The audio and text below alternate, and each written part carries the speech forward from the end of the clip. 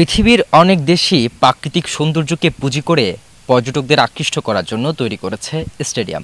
এর মধ্যে সবচেয়ে বড় উদাহরণ ওয়েস্ট ইন্ডিজ।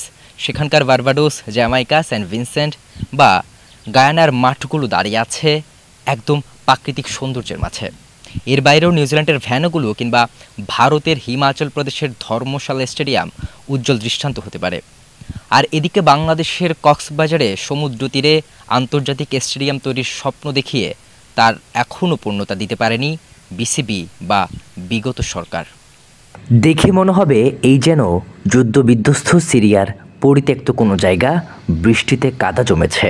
আশেপাশের এসব চিত্র দেখে আপনি ভাবতেই পারবেন না এটি একটি আন্তর্জাতিক স্টেডিয়াম।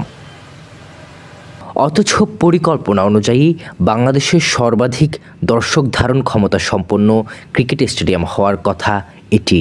আর এখন গ্যালারির চিত্র একটা ভূতের বাড়ির চাইতে কম কিসে। হলিউডের ব্লকবাস্টার হরর মুভিগুলোর শুটিং চাইলে করা যেতে পারে এই গ্যালারিতে।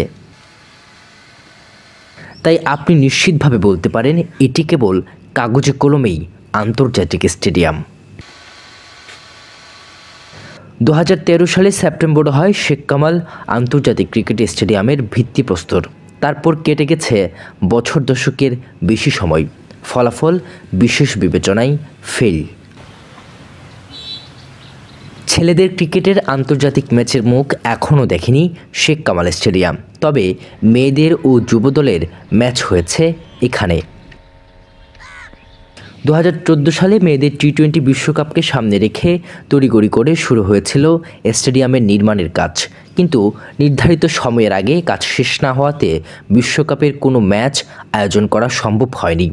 তখন থেকেই মূলত পিছিয়ে পড়ে ভেন্যুর কাজ। বিসিবি স্টেডিয়ামটি নিয়ে বড় পরিকল্পনা হাতে নিলেও এখনও রশি টানাটানির কারণে আলোর মুখ দেখেনি স্টেডিয়ামটি। বিসিবি ও জাতীয় ক্রীড়া পরিষদের এই রশি টানাটানি এতদিন পর্যন্ত ছিল ওপেন সিক্রেট।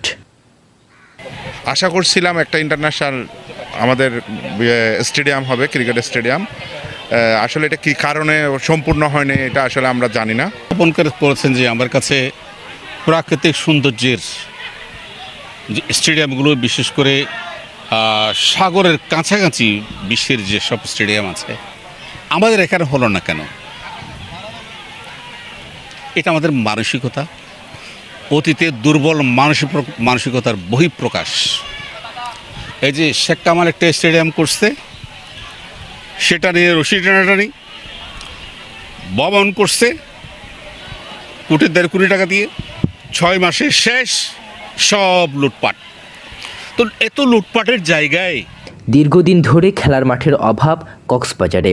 আর এদিকে স্বপ্ন দেখিয়ে কোন দোষে ঘুম থেকে জাগলেন না স্বপ্নদ্রষ্টারা, তা কিছুটা হলেও কষ্ট দেয় কক্সবাজারের ক্রীড়ামতীদের। তাই সবার মনে কেবল আক্ষেপ। তা আমরা চাই হয়েছে আপনার কক্সবাজারের ক্রীড়ামতীদের জন্য মাঠটা খুলে দেওয়া হোক। কক্সবাজার আপনার ফুটবল আছে, হকি আছে। সৃষ্টি করার জন্য যে নির্ধারিত ক্রিকেট ইভেন্টটা রয়েছে, সেই ক্রিকেট খেলোয়াড় যারা আছে তাদেরকে সেখানে মাঠ ব্যবহার করার জন্য শেখ কামাল স্টেডিয়াম আছে।